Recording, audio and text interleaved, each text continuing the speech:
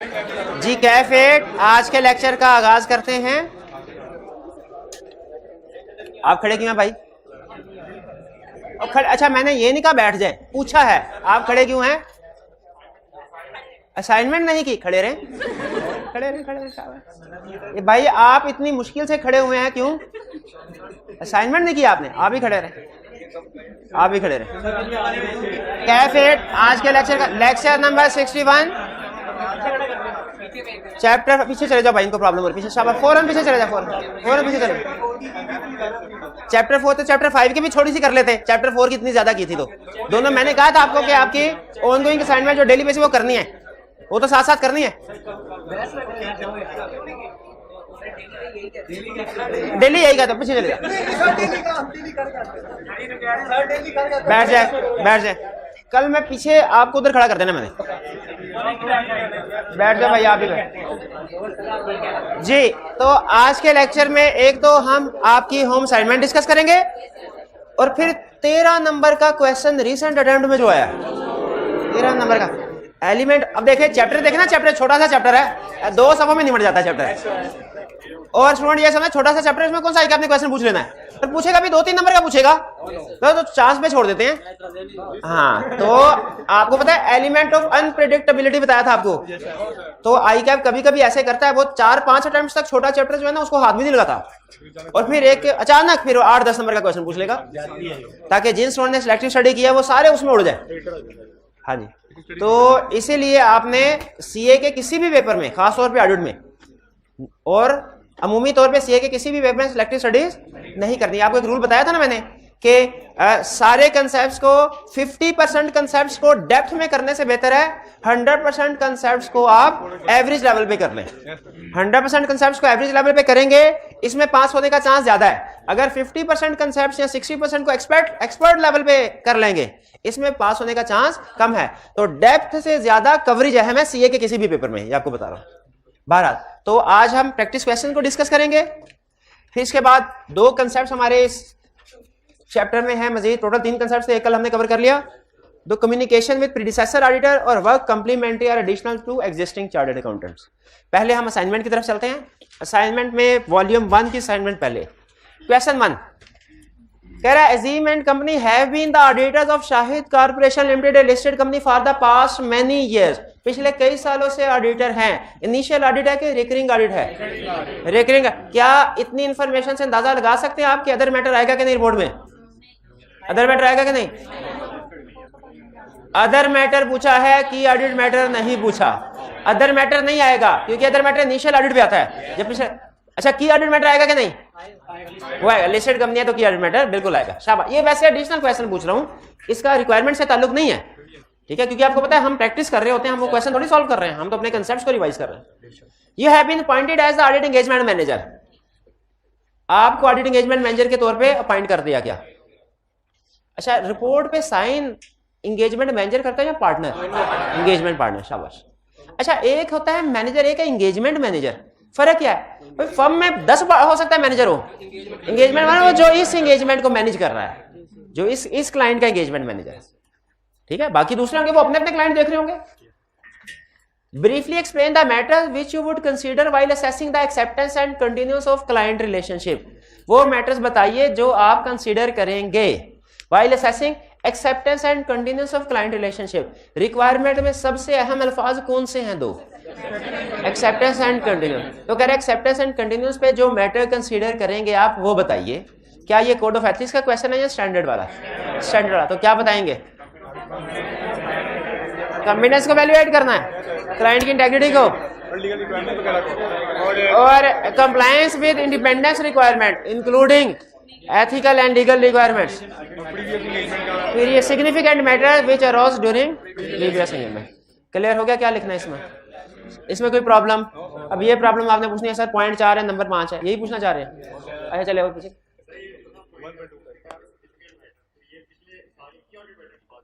नहीं, वो यहाँ पे सिग्निफिकेंट मैटर्स की बात कर रहा है, वो पिछले साल के की ऑडिट मैटर भी हो सकते हैं, लेकिन यहाँ पे सिग्निफिकेंट मैटर नॉर्मली की ऑडिट मैटर की बात नहीं कर रहा। यहाँ पे कह रहा है वो सिग्निफिकेंट मैटर्स जो हमारे एक्सेप्टेंस को इफेक्ट कर रहे हो, एक्सेप्टेंस से रिलेटेड। वो कोई की ऑडिट मैटर हो भी सकते हैं, लेकिन की ऑडिट मैटर के अलावा भी चीजें हो सकती हैं।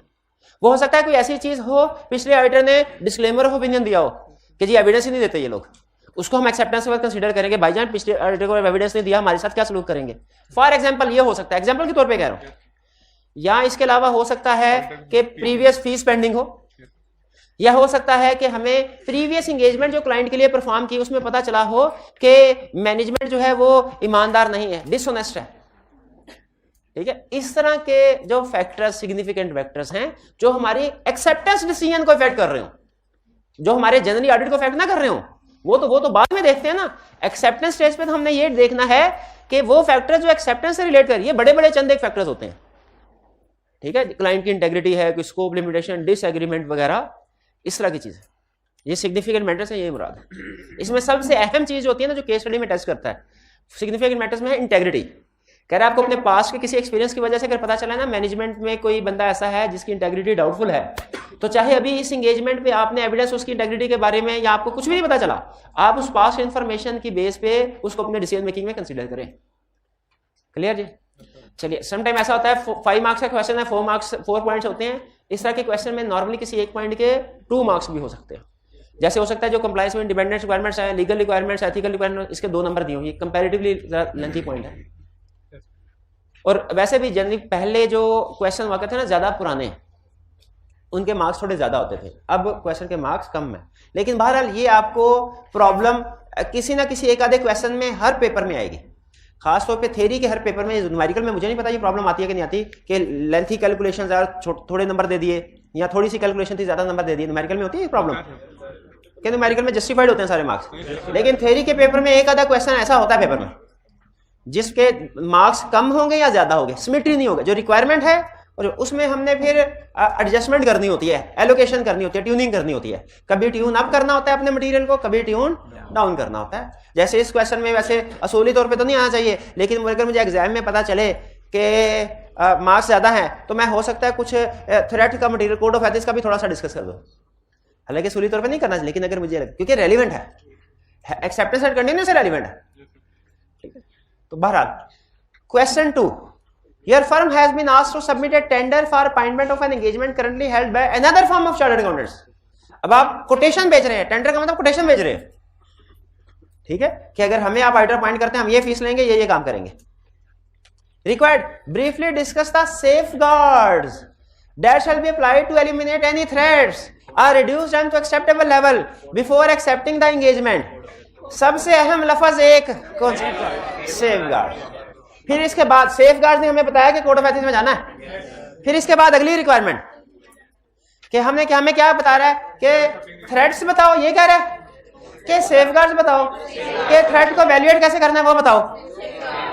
तो वो हमने जो टेबल पढ़ा था 1 2 3 कॉलम, पहला तीसरा कॉलम, शाबाश। क्या सेफगार्ड्स थे? इंटेग्रिटी के। क्या सेफगार्ड थे? कॉम्पिटेंस। कॉम्पिटेंस के बता दें, तो दोनों बताएंगे, दोनों ही बताएंगे। इसमें क्या मतलब, ये क्यों पूछा? दोनों नहीं बताएंगे, दोनों ही बताएंगे ना। क्वेश्चन की इंफॉर्मेशन से कहीं लग रहा है आपको कोई एक ही पूछ रहा है? ऐसे ना किया करें, दोनों सुना है।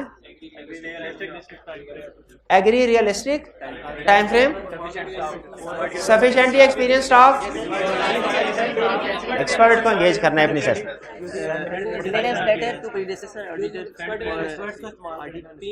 जहां नेसेसरी हो एक्सपर्ट को एंगेज करें। और जो इंटेग्रिटी वाला पॉइंट था, 1 मिनट हरी, क्या करना है इंटेग्रिटी वाले में? क्या करना है? और दूसरा थ्रेड के क्या सेफगार्ड है? प्रोफेशनल क्लियरेंस लेटर सेंड करें ताकि क्लाइंट की इंटेग्रिटी में गड़बड़ है तो पता चल जाए, और अगर हमें पता चले इंटेग्रिटी नहीं है, हम उधर ही कहें bye bye bye. Using information from, obtain information from other sources. Other sources नहीं बताया हुआ उसने, बताया कहां से? सिर्फ अदर सोर्सेज का। अदर सोर्सेज क्या होंगे ये नहीं बताया। ठीक है, अदर सोर्सेज न्यूज़पेपर वगैरह, बिल्कुल। या नेट, यूट्यूब से कौन सी इंफॉर्मेशन? नेट पे आपको पता चले कि डायरेक्टर में अयान अली है, आपके ये पता नहीं कौन है, ये पता नहीं कौन है, सर्च करते हैं और जैसे ही गूगल पे सर्च किया फौरन फैसला कर लिया, एक्सेप्ट का करना है कि रिजेक्ट करना है। रिजेक्ट करना है, रिजेक्ट करना है। क्यों रिजेक्ट करना है? डायरेक्टर मनी लॉन्ड्रिंग में इन्वॉल्व है, इलीगल एक्टिविटीज में इन्वॉल्व है, मैनेजमेंट इंटेग्रिटी डाउटफुल है, मैनेजमेंट से जो हम बार बार रिप्रेजेंटेशन लेते हैं ये भी डाउटफुल हो गई। बेहतर यही है। हाँ अच्छा, लेकिन स्टैंडर्ड ये कहता है बेहतर यही है कि एक्सेप्ट ना करे, लेकिन at the end of the day auditor का अपना डिसीजन है, वो चाहे तो इसको एक्सेप्ट कर सकता है, लेकिन अगर इसको एक्सेप्ट करता है ना तो याद रखिए रेगुलेटर्स को भी पता होता है आई कैप ऐसी कि इस कंपनी के डायरेक्टर कौन कौन है, उसका क्वालिटी कंट्रोल रिव्यू फिर जरूर करते हैं वो, उसका क्वालिटी। तो फिर ज़हनी तौर पे अगर आपने इस तरह के क्लाइंट को एक्सेप्ट कर लिया ना तो फिर आई कैप आके क्वालिटी कंट्रोल रिव्यू अच्छे खासे। इसीलिए हमें भी अगर क्लाइंट को एक्सेप्ट करते हैं ना, हमें अपना प्रोफेशनल स्केप्टिसिज्म इंतहाई इंक्रीज कर देना चाहिए, हमें अपने प्रोसीजर्स भी ज्यादा कर देने चाहिए, एलिमेंट ऑफ अनप्रेडिक्टेबिलिटी इनकॉर्पोरेट करना, यानी हमें भी फिर बहुत ज्यादा काम करना पड़ेगा इस तरह के क्लाइंट पे अगर एक्सेप्ट कर लेते हैं। तो बेहतर यही है जिंदगी आसान रखें, कैसे एक्सेप्ट ना कर। ये क्लाइंट है, दूसरा कोई क्लाइंट आ जाएगा मेरे भाई, दूसरा क्लाइंट बेतहाशा बैठे हुए हैं मार्केट में। भाई ये क्वेश्चन 2 क्लियर हो गया? नेक्स्ट क्वेश्चन, अच्छा ये स्प्रिंग 22 का क्वेश्चन नंबर 4, 13 नंबर का।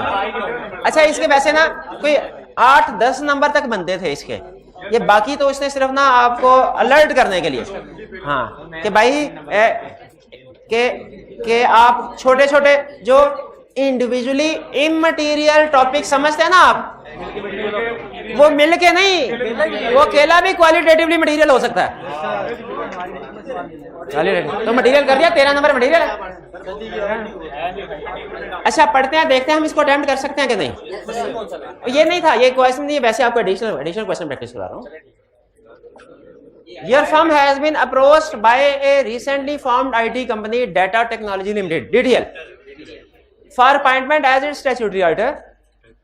DTL is mainly owned by 3 foreign companies who are all registered abroad in tax haven countries. Tax haven countries जहाँ पे टैक्स रेट्स कम होते हैं, हाँ टैक्स के हवाले से ज्यादा। Your firm does not have any experience of auditing an IT company. आपका IT कंपनी का कोई एक्सपीरियंस, तो मेरा हाल इधर ही डिसीजन हो गया। नहीं भाई, कभी ना कभी तो पहली दफा करना ही है ना आईटी करने, तो इस दफा क्यों नहीं? तो इसका मतलब है स्टेट अफेयर रिव्यूज नहीं। हाँ लेकिन थ्रेट है, थ्रेट जरूर है। थ्रेट क्या है?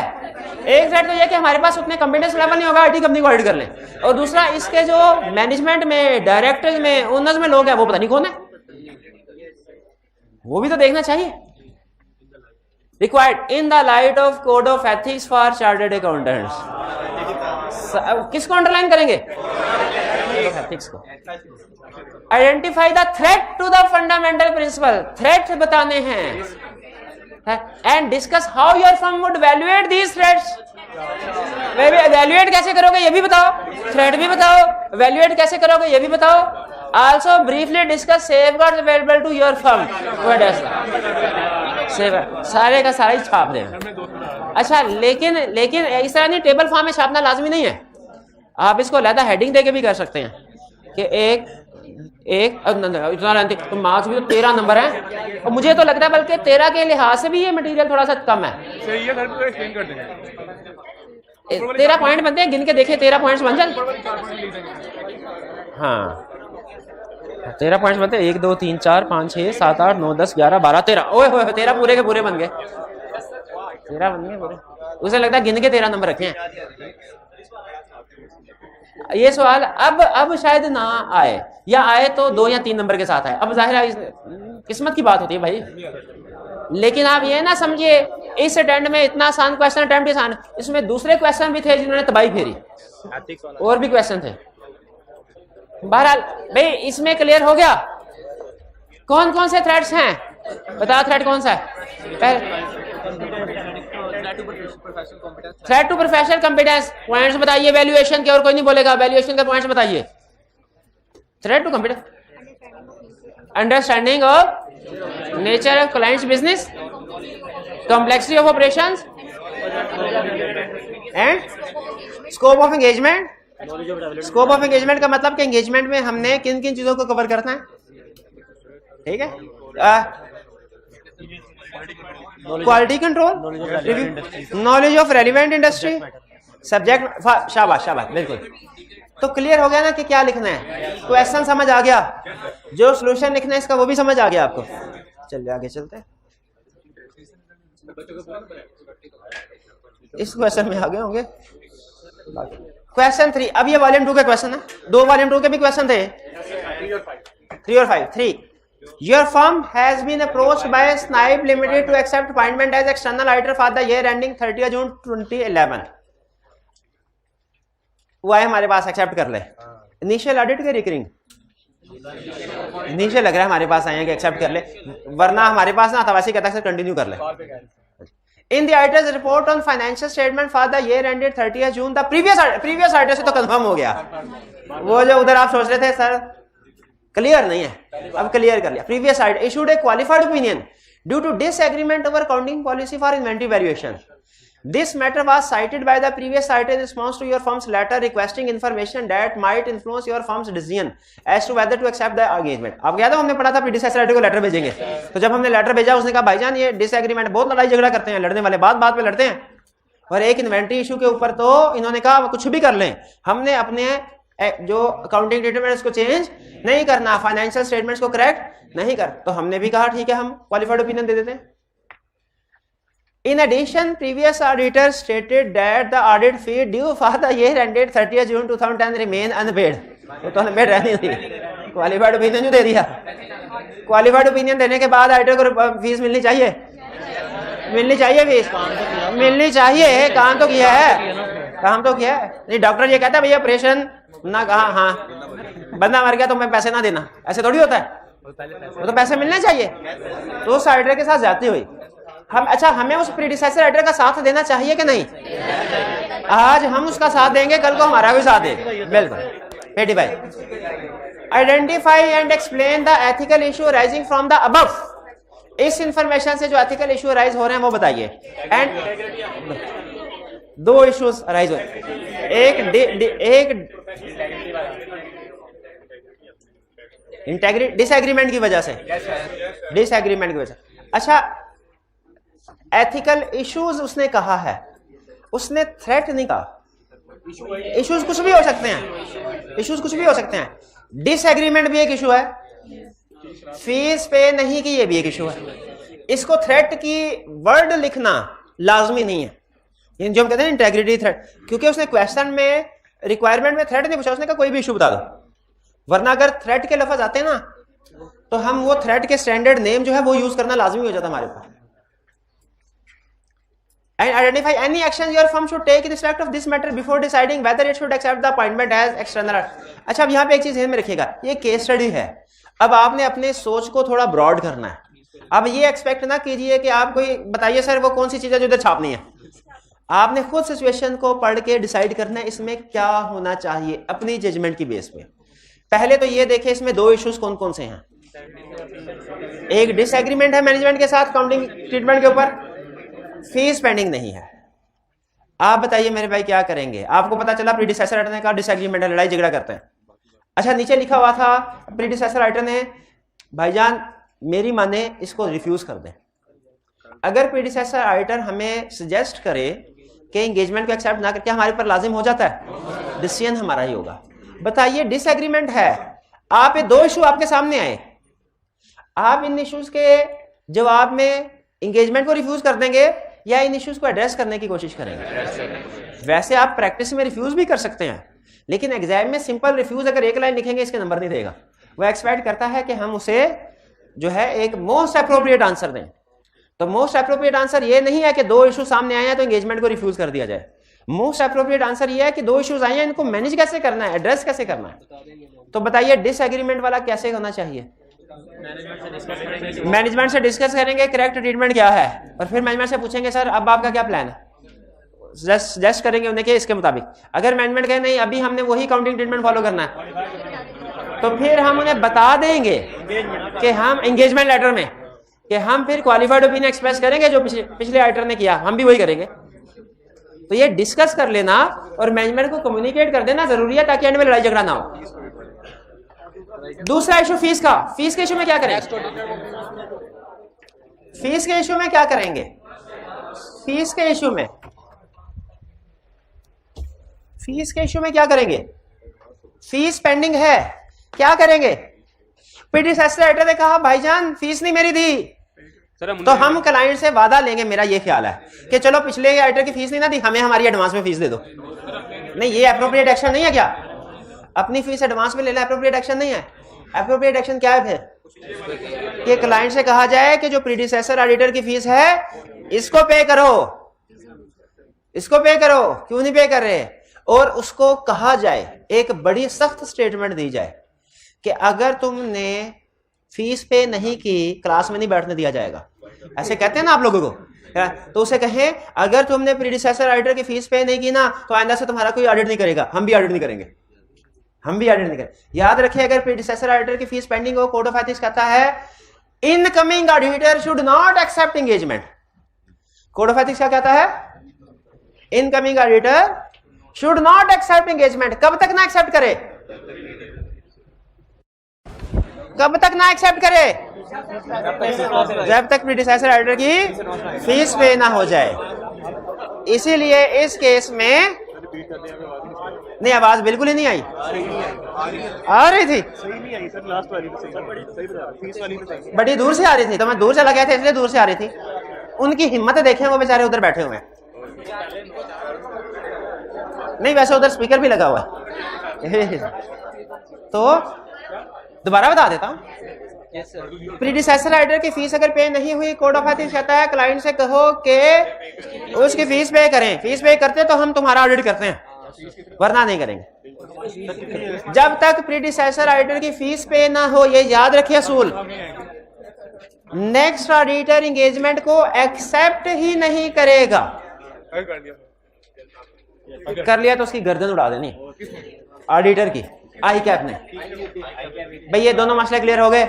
दो मसले थे डिसएग्रीमेंट का, वो भी कोशिश की क्लाइंट के साथ बातचीत से हल हो जाए, नहीं हल होता उस पर फिर हमने उसे बता दिया कि क्वालिफाइड ओपिनियन देंगे तेरे को, और फीस वाला इशू भी बैठ के डिस्कस किया, हल हो जाए अच्छी बात। और वो हल ना हो तो अच्छा, आप नोट करें ज्यादा स्वेयर एक्शन किसके ऊपर है? फीस वाले के ऊपर। क्योंकि इस वजह से नहीं कि पैसे अहम है, इस वजह से कि क्लाइंट इसको ब्लैकमेलिंग के तौर पे यूज करता है। क्लाइंट कहता है देखा पिछले ऑडिटर ने क्वालिफाइड ओपिनियन दिया था, उसकी फीस अभी तक पेंडिंग है, अगली बात तुम खुद ही समझ आओ ऑडिटर, कौन सा ओपिनियन दोगे? ये ब्लैकमेलिंग के लिए यूज किया। इसीलिए कहता है कि ऑडिटर को ऑडिट करते हुए इस फिक्र से आजाद होना चाहिए कि मुझे पैसे मिलेंगे कि नहीं मिलेंगे। ऐसे जरूर मिलेंगे इसको।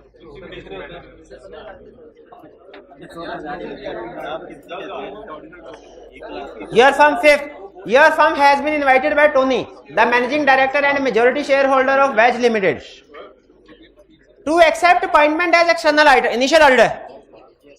हमारे पास Tony managing director chief executive को, चीफ एग्जीक्यूटिव का दूसरा नाम मैनेजिंग डायरेक्टर, समटाइम इसको प्रेसिडेंट भी कहते हैं, president of company, and majority, अच्छा मेजोरिटी शेयर होल्डर भी है। Your firm's client acceptance procedure have identified a recent newspaper article। आपकी फर्म के जो क्वालिटी कंट्रोल प्रोसीजर होते थे ना, क्लाइंट को एक्सेप्ट करने से पहले जो परफॉर्म करने हैं, जब वो प्रोसीजर परफॉर्म किए गए तो एक न्यूज़पेपर आर्टिकल मिला, सर्च की होगी नेट पे बैठ के, which reported details of court proceedings relating to a fraud committed by Tony. इसने फ्रॉड किया है और कोर्ट में इसके खिलाफ प्रोसीडिंग चल रही है। Explain why this matter should be considered when deciding whether or not to accept the appointment. Why? क्योंकि ये lack of integrity by management show कर रहा है, जिसकी वजह से हमारा रिस्क ऑफ फ्रॉड बढ़। और जब जिस मैनेजमेंट में इंटेग्रिटी नहीं, जो मैनेजमेंट झूठ है, झूठी है, फ्रॉड करने वाली है, उससे जो हमें एविडेंस मिलेगा वो भी रिलायबल नहीं है, उससे जो रिप्रेजेंटेशन मिलेगी वो भी रिलायबल नहीं है। भाई झूठा बंदा जो बात करे वो भी झूठी है। तो ऐसी मैनेजमेंट जो फ्रॉडुलेंट एक्टिविटीज में इन्वॉल्व हो, इमोरल इलीगल एक्टिविटीज में इन्वॉल्व हो, इससे जो हमें रिप्रेजेंटेशन, जगह जगह रिप्रेजेंटेशन लेते हैं ना मैनेजमेंट से, रिप्रेजेंटेशन, तो जो रिप्रेजेंटेशन हम मैनेजमेंट से इंफॉर्मेशन लेंगे वो भी रिलायबल। तो इसमें हमें, वैसे उसने पूछा कोर्स ऑफ एक्शन नहीं, उसने सिर्फ ये पूछा क्यों मैटर, तो हम इतनी डिस्कशन से बता देंगे। हमें असूली तौर पे ऐसी एंगेजमेंट को एक्सेप्ट नहीं कर, लेकिन अगर आप डिसाइड करते हैं एक्सेप्ट करना है तो क्या करें? प्रोसीजर बढ़ा दें, सेफगार्ड अप्लाई यानी प्रोसीजर आपने बढ़ा दें, ठीक है। सीनियर टीम मेंबर लेके जाएं, प्रोफेशनल सर्विस इंक्रीज करें, एलिमेंट ऑफ अनप्रेडिक्टेबिलिटी इनकॉर्पोरेट करें। ये कौन से प्रोसीजर है भला? Risk at financial statement level के। क्योंकि जब मैनेजमेंट इंटेग्रिटी नहीं है, मैनेजमेंट फ्रॉड में इन्वॉल्व है, तो ये risk at financial statement level है, क्योंकि मैनेजमेंट तो पूरी फाइनेंशियल स्टेटमेंट्स को प्रिपेयर कर रही होती है। क्लियर ये क्वेश्चन? इसमें कोई प्रॉब्लम? ये पता चल गया कि ये मैटर हमने इग्नोर करना है कि कंसीडर करना है? ये न्यूज़पेपर में खबर आई है, क्यों कंसीडर करना है? हमारे ऑडिट को इफेक्ट करता है, हमारा रिस्क बढ़ाता है। क्लियर? क्लोज करते हैं इसको। चलिए, हाँ जी, एक जगह पे टर्म यूज हुई है ओपिनियन शॉपिंग। ओपिनियन शॉपिंग का मतलब क्या होता है कि जब क्लाइंट कोई रिश्वत ऑफर करके अपनी मर्जी का ओपिनियन लेने की कोशिश करे, तो कहते हैं ओपिनियन शॉपिंग। क्लाइंट मुख्तलिफ तरीकों से कोशिश करता है, यही कोशिश करेगा ना उसे अपनी मर्जी का ओपिनियन मिले, इसे क्या कहते हैं? Opinion shopping. Next, professional clearance letter. आज के कंसेप्ट की तरफ चलते हैं। दो कंसेप्ट है आज के, एक प्रोफेशनल क्लियरेंस लेटर और दूसरा additional work. Professional clearance letter सुन लीजिए। प्रोफेशनल क्लियरेंस लेटर क्या है? In short, professional clearance letter कहते हैं जब कोई इनकमिंग ऑडिटर आने वाला, जिसे प्रपोज्ड ऑडिटर या प्रपोज्ड चार्टर्ड अकाउंटेंट भी कहते हैं, इन शॉर्ट हम इनकमिंग कहेंगे, जब कोई इनकमिंग ऑडिटर एक्सेप्टेंस का डिसीजन कर रहा होता है कि मुझे उस क्लाइंट को एक्सेप्ट करना चाहिए कि नहीं, और क्लाइंट के बारे में बहुत सी इंफॉर्मेशन सर्च कर रहा होता है, तो कोड ऑफ एथिक्स हमें ये कहते हैं कि आपके पास जो बेहतरीन सोर्स ऑफ एविडेंस है ना इस सिचुएशन में, वो है प्रीडिसेसर ऑडिटर से पूछ लो। आपका तो अभी क्लाइंट के साथ वास्ता अभी ताजा पड़ा है, प्रीडिसेसर ऑडिटर पूरा 1 साल क्लाइंट के साथ गुजार चुका है, भुगता चुका है, वो क्लाइंट के बारे में आपको सारी इंफॉर्मेशन जो अंदर की वो दे सकता है, जो आपके एक्सेप्टेंस से रिलेट कर रही हो, जो आपके एक्सेप्टेंस डिसीजन से रिलेट कर रही हो। इसलिए कोड ऑफ एथिक्स ने कहा कि ये रिक्वायर्ड है। क्या ये रिक्वायर्ड है कि हर इनकमिंग ऑडिटर आउटगोइंग ऑडिटर को, प्रीडिसेसर ऑडिटर को लेटर लिखे, उस लेटर में लिखे कि मैं इस क्लाइंट को एक्सेप्ट करने जा रहा हूं, अगर आपके पास कोई ऐसी इंफॉर्मेशन है जो मेरे एक्सेप्टेंस के डिसीजन से रेलिवेंट हो, मेरे एक्सेप्टेंस के डिसीजन को इफेक्ट करे, बराए मेहरबानी मुझे वो इंफॉर्मेशन प्रोवाइड कर दे। ये इसे कहते हैं प्रोफेशनल क्लियरेंस लेटर। ये लेटर सेंड करना लाजमी है। जब कभी इनिशियल ऑडिट होगा, जब कभी कोई नया ऑडिटर अपॉइंट होने जा रहा है, उसकी जिम्मेदारी है पुराने ऑडिटर को लेटर सेंड करे। इस लेटर का नाम क्या है? Professional clearance letter. एक जगह पे इसको एटिकेट लेटर भी कहा गया था, एनओसी लेटर भी कह सकते हैं, लेकिन स्टैंडर्ड इसका नाम रखा है प्रोफेशनल क्लियरेंस लेटर। किसने लिखना है? इनकमिंग ऑडिटर ने, जो भी एक्सेप्ट करने जा रहा है। किसको लिखना है? प्रीडिसेसर ऑडिटर, आउटगोइंग ऑडिटर को। इसमें क्या पूछेगा कि कोई भी ऐसी इंफॉर्मेशन जो एक्सेप्टेंस डिसीजन से रिलेट करती हो, अहम हो, इफेक्ट करती हो, हमें बता दे। जिस तरह इनकमिंग वो बेसिकली मैनेजमेंट की इंटेग्रिटी के बारे में इशू हो सकता है, वो पेंडिंग फीस के बारे में कोई इशू हो सकता है, कोई डिसएग्रीमेंट है क्लाइंट के साथ किसी जगह पे, इनअप्रोप्रिएट स्कोप लिमिटेशन है, इस तरह की चीजें, बड़ी बड़ी चीजें। जिस तरह इनकमिंग ऑडिटर के ऊपर लाजिम है कि उसने आउटगोइंग ऑडिटर, प्रीडिसेसर ऑडिटर को प्रोफेशनल क्लियरेंस लेटर सेंड करना है, उसी तरह आउटगोइंग ऑडिटर के ऊपर भी लाजिम है कि वो रिप्लाई करे। शाबाश, वो उस लेटर का रिप्लाई करे। लेकिन इसमें एक ट्विस्ट है कहानी में, कॉन्फिडेंशियलिटी प्रिंसिपल, जो कि ये बताता है कि आप जब कभी क्लाइंट की कॉन्फिडेंशियल इंफॉर्मेशन किसी से शेयर करेंगे, क्लाइंट से पूछ के करेंगे, उसकी इजाजत के, कॉन्फिडेंशियल। इसीलिए वो आपको सिखा रहा है कि प्रैक्टिकली चूंकि आपके पास जो भी क्लाइंट आएगा आपने प्रोफेशनल क्लियरेंस लेटर जरूर सेंड करना है, इसलिए आपको इस कंसेप्ट को थोड़ा डिटेल में समझा रहा है। इसका प्रोसेस क्या होगा, इसका ये है सिंपल। आपको लग रहा है पता नहीं कितनी चीजें, बिल्कुल सिंपल कंसेप्ट। तरतीब से सुनते जाएं, समझते जाएं। प्रोफेशनल क्लियरेंस लेटर, इस प्रोसेस में 2 पार्टीज इन्वॉल्व हैं, डायरेक्टली 2 पार्टीज इन्वॉल्व हैं, एक इनकमिंग ऑडिटर, एक आउटगोइंग ऑडिटर। इनडायरेक्टली एक और पार्टी इन्वॉल्व है, क्लाइंट, क्योंकि उसने परमिशन देनी है, कंसेंट देनी है कि अच्छा हाँ आप ये कॉन्फिडेंशियल इंफॉर्मेशन शेयर कर लें। इनकमिंग ऑडिटर ने प्रोफेशनल क्लियरेंस लेटर सेंड करना है, लेकिन लेटर सेंड करने से पहले वो क्लाइंट से परमिशन लेगा। सर बताइए, क्या मैं आपके बारे में कुछ इंफॉर्मेशन लेना चाह रहा हूं, प्रीडिसेसर ऑडिटर को लेटर सेंड कर दूं? या तो परमिशन दी जाएगी या नहीं दी जाएगी, या तो परमिशन दी जाएगी ना नहीं दी जाएगी। फिर जब परमिशन दी जाएगी, या तो रिप्लाई आएगा या नहीं आएगा, और जब रिप्लाई आएगा या तो उसमें कोई इशू होगा या नहीं होगा। यानी मैक्सिमम 4 पॉसिबिलिटीज हैं। नंबर 1, हमने क्लाइंट से पूछा, उसने इजाजत नहीं दी।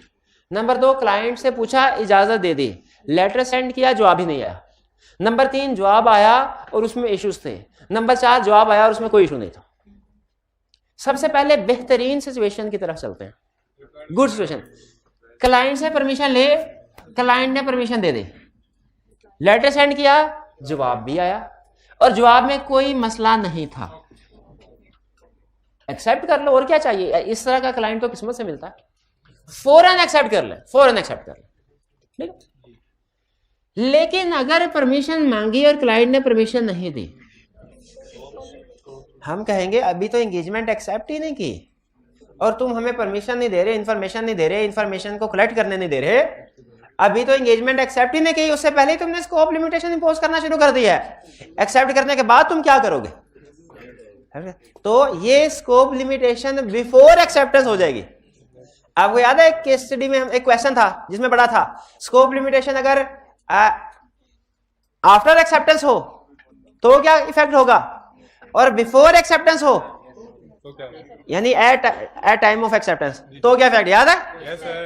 हमने कहा था अगर आफ्टर एक्सेप्टेंस हो तो इफेक्ट क्या है, क्वालिफाइड है तो इफेक्ट, तो मटेरियल है तो क्वालिफाइड ओपिनियन, परवेसिव है तो विड्रॉ करेंगे इफ पॉसिबल एंड प्रैक्टिकेबल। क्यों? अगर स्कोप लिमिटेशन परवेसिव उस पर तो डिस्क्लेमर देते हैं,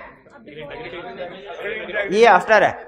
ये मैनेजमेंट की तरफ से अगर स्कोप लिमिटेशन हो तो फिर विड्रॉ करते हैं। भूल गए कंसेप्ट, भूल गए। अगर स्कोप लिमिटेशन हो ड्यूरिंग ऑडिट, ड्यूरिंग ऑडिट का मतलब है आफ्टर एक्सेप्टेंस है।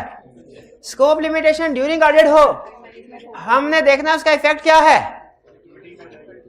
और हमने देखना बाय सर्कमस्टेंसेस कि बाय मैनेजमेंट है। स्कोप लिमिटेशन बाय सर्कमस्टेंसेस है तो क्या करेंगे, इफेक्ट देखेंगे।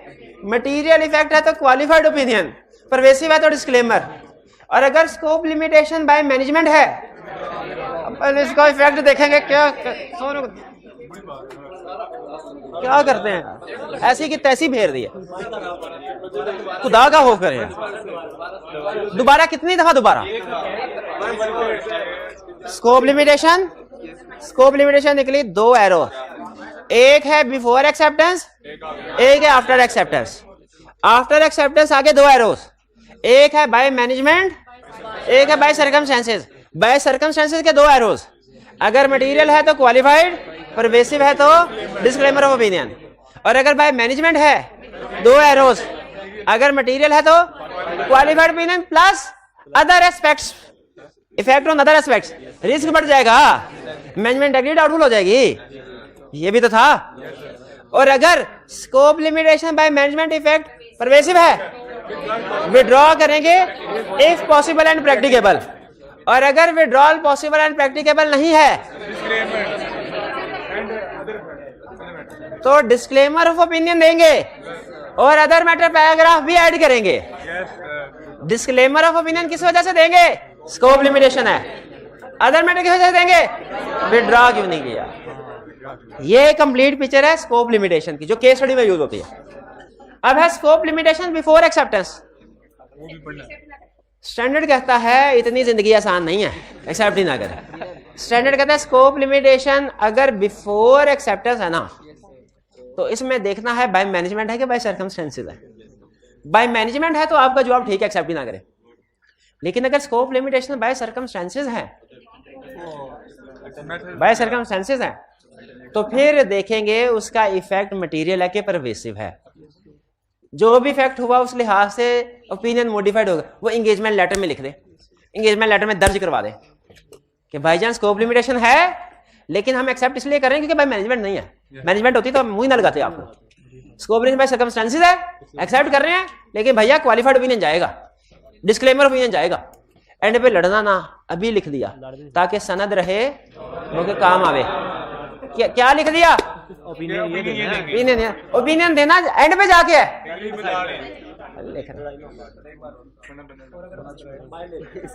फिर मैनेजमेंट, अच्छा अगर एक और सवाल, एंगेजमेंट लेटर में लिख दिया कि वही expect to express qualified opinion, क्योंकि स्कोप लिमिटेशन है। बाद में क्लाइंट ने स्कोप लिमिटेशन दूर कर दी, एविडेंस मिल गया, तो हम ये कहेंगे नहीं हम तो चूंकि क्या बैठे एंगेजमेंट लेटर,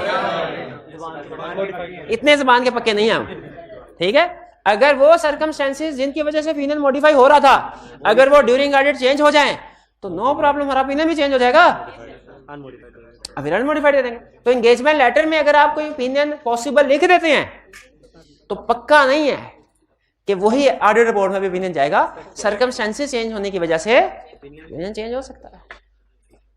तो अब क्लाइंट ने कहा खबरदार प्रीडिसेसर राइटर को कोई लेटर सेंड नहीं करना तुमने, हम कहेंगे अच्छा स्कोप लिमिटेशन है, बिफोर एक्सेप्टेंस एंगेजमेंट को रिफ्यूज ही करना बनता था। इजाजत पूछी, परमिशन मिल गई, लेटर सेंड किया, जवाब आया no no no no no, disagreement है, अकाउंटिंग में इन्वेंट्री वैल्यूएशन का मसला है, अब मेरी फीस भी नहीं दी इन्होंने। इश्यूज यही होंगे ना, कोई डिसएग्रीमेंट आएगा, हो सकता है कोई ओपिनियन मॉडिफाइड हो, कोई मसला हो, इनएप्रोप्रिएट डिसएग्रीमेंट हो सकता, प्रीडिसेसर कोई ना कोई शिकायत हो सकता है लगा दे, वो शिकायत हो सकता है ये हो कि भाई डिसएग्रीमेंट है, ये फाइनेंस को ऑपरेटिंग लीज समझते हैं और ऑपरेटिंग को फाइनेंस लीज समझते हैं। हो सकता है इश्यूज ये हो कि स्कोप लिमिटेशन है, इनसे डायरेक्टर्स की मीटिंग के मिनट्स मांगे ये नहीं देते। इशू हो सकता है फीस का हो, इशू हो सकता है किसी मैनेजमेंट के इंटेग्रिटी का इशू हो। जब इशू सामने आए तो जैसे इशू सामने आया हमने फौरन कह देना नो, ऐसा सेफ गार्ड अप्लाई करने की कोशिश करनी चाहिए, सेफ गार्ड अप्लाई करने की कोशिश करनी चाहिए। अच्छा सेफ गार्ड क्या हो सकते हैं, मैंने 4 इश्यूज बताए जो नॉर्मली प्रैक्टिस में नॉर्मली प्रीडिसेसर राइटर 4 तरह के इश्यूज बताता है। अब वो किताब में नहीं लिखा हुआ, कुछ लिखा हुआ कुछ नहीं, लेकिन मैं आपसे पूछ रहा हूं अगर प्रीडिसेसर राइटर ने इशू ये उठाया कि फीस नहीं दी इन्होंने, मेरी फीस पेंडिंग है, सेफ गार्ड क्या होगा, क्लाइंट से रिक्वेस्ट करके फीस क्लियर करवाएंगे, नहीं करता तो एंगेजमेंट एक्सेप्ट नहीं करेंगे। दूसरा इशू हो सकता है वो ये कहे कि मैनेजमेंट की इंटेग्रिटी डाउटफुल है, तो फौरन नहीं बल्कि क्या करें, मैनेजमेंट से कहेंगे सर अपना इंटरनल कंट्रोल इंप्रूव करें, ताकि इंटेग्रिटी वाला बंदा फ्रॉड करना भी चाहे तो ना कर। पहले तो हिस्ट्री में ऐसी एग्जांपल भी है, ऑडिटर ने बोर्ड ऑफ डायरेक्टर से कहा सर आपका एक डायरेक्टर है उसकी इंटेग्रिटी डाउट है, इससे डायरेक्टरशिप से रिमूव करें, वरना हम ऐसी एग्जांपल इतना स्ट्रिक्ट एक्शन भी ले सकते हैं डायरेक्टर्स ऑडिटर्स।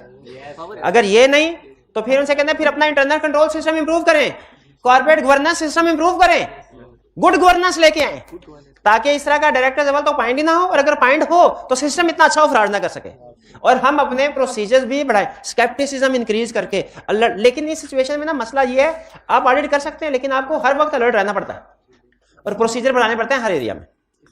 रूल आउट नहीं किया स्टैंडर्ड ऑप्शन को, लेकिन कहा कि इससे अगर एक्सेप्ट करते हैं ना आपके कोई इंटेग्रिटी डाउटफुल वाला बंदा डायरेक्टर में मौजूद है तो फिर आपको कदम कदम पे फूक फूक के हर कदम रखना पड़ेगा, हर एरिया में फूक फूक के प्रोसीजर परफॉर्म करने पड़ेंगे। दो के केस, एक कौन सा था, फीस का। अगर उन्होंने कहा कि जी स्कोप लिमिटेशन है, ये मिनट्स ऑफ द मीटिंग नहीं देते, आपके सेफगार्ड क्या होंगे, मैनेजमेंट से देगा सर जी उसको नहीं दिए, आपकी मेहरबानी हमें भी दे दीजिए, हमारे साथ अभी एग्री कर लें, मिनट्स ऑफ द मीटिंग हमें प्रोवाइड करेंगे कि नहीं, नहीं बताएंगे तो हम भी एक्सेप्ट नहीं करेंगे। फिर बताइए अभी उसके साथ पहले डिस्कस करके एग्री कर ले, अगर डिसएग्रीमेंट है तो वो भी पहले डिस्कस कर ले, सर जी ये स्टैंडर्ड है, ये क्राइटेरिया है, इसके मुताबिक ये फाइनेंस लीज बनती है, आप ऑपरेटिंग लीज कर अभी डिसाइड कर लें, किसी और पार्टी से ओपिनियन लेना है उससे पूछ लें, हमारे में शक है, किसी और राइटर से पूछ लें, किसी और चार्टर्ड अकाउंटेंट से पूछ लें, ये फाइनेंस लीज ही बनती है। क्लाइंट से क्लाइंट एग्री कर ले तो अच्छी बात, अगर क्लाइंट कहे नहीं नहीं ये तो है ही ऑपरेटिंग लीज, फिर हम उसे अभी कह दे सर ठीक है हम एक्सेप्ट करने को तैयार हैं लेकिन हमारा ओपिनियन क्वालिफाइड होगा, देख लें फिर। तो जो भी पॉसिबल इंपैक्ट ऑन रिपोर्ट है वो कम्युनिकेट कर देंगे इनको थ्रू एंगेजमेंट लेटर, थ्रू ये तो आपको बताया था ना रिपोर्ट चैप्टर 4 में कि जब कभी रिपोर्ट पे कोई भी मॉडिफिकेशन आए तो हम ऑडिटर ने उसको क्या करना, छुपा के रखना है ना, एंड तक फौरन बता देना है ताकि वो करेक्टिव एक्शन लेना है तो ले ले। क्लियर हो गया, रिप्लाई आया और इश्यूज आए तो उनको हैंडल करना है, स्ट्रेट अवे नो नहीं करना, कर भी सकते हैं लेकिन हमने एग्जाम में कोशिश करनी है ऑल पॉसिबिलिटीज डिस्कस करें कि सेफगार्ड्स भी मौजूद है। रिप्लाई रिसीव ही नहीं हुआ, प्रीडिसेसर ने कहा भाग जाओ नहीं बता रहा, तो फिर वही इंफॉर्मेशन अल्टरनेटिव सोर्सेज से ले ले। प्रीडिसेसर राइटर ने नहीं बताया, कोई बात नहीं, क्लाइंट के बैंकर से पूछ ले क्लाइंट के बारे में, क्लाइंट के कस्टमर से पूछ ले कैसा बंदा है, सप्लायर से पूछ ले कैसी डीलिंग है, अदर सोर्स बता देंगे।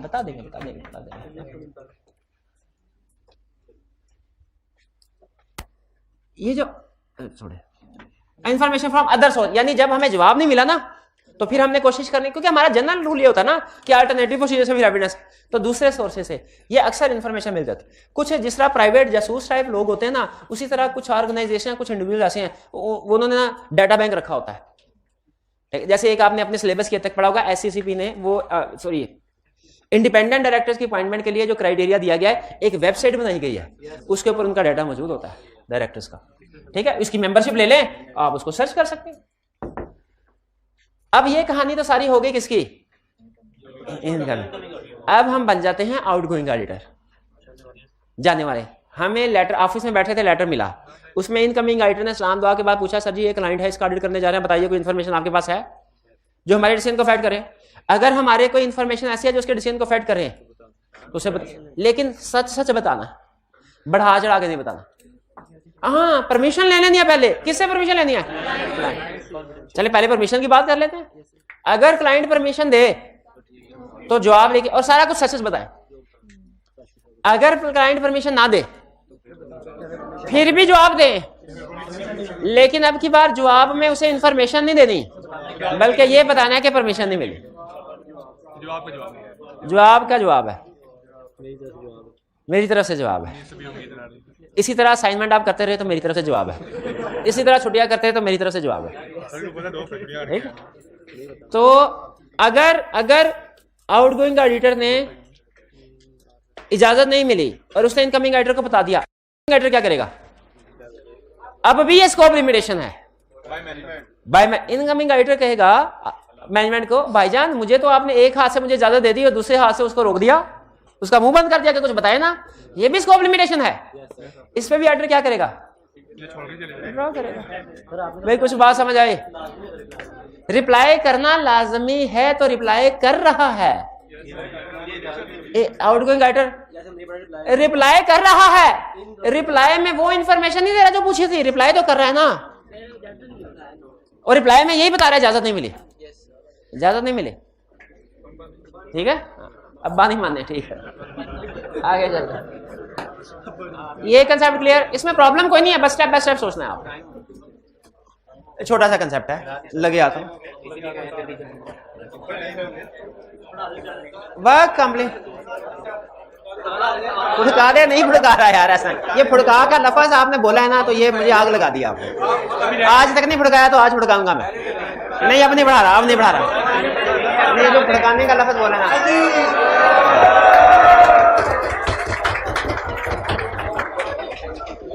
लेकिन ये होम असाइनमेंट, ये 1 2 4 6 6 मिट गया। ये होम असाइनमेंट नोट कर लें, कल लाजमी करके आनी है। ये chapter in addition to chapter 4 है। होम असाइनमेंट नोट कर लें। इतनी ज्यादा असाइनमेंट है, करते करते आप की जान निकल जाएगी, है ना। सुबह करने बैठेंगे रात हो जाएगी, असाइनमेंट खत्म नहीं होगी, इतनी बड़ी असाइनमेंट है। छोटे छोटे क्वेश्चन है, 1 घंटे से ज्यादा टाइम नहीं लगेगा। 3 घंटे ये असाइनमेंट जरूर नोट कर। आज का लेक्चर यहाँ पे खत्म करते हैं हम। अल्लाह हाफिज।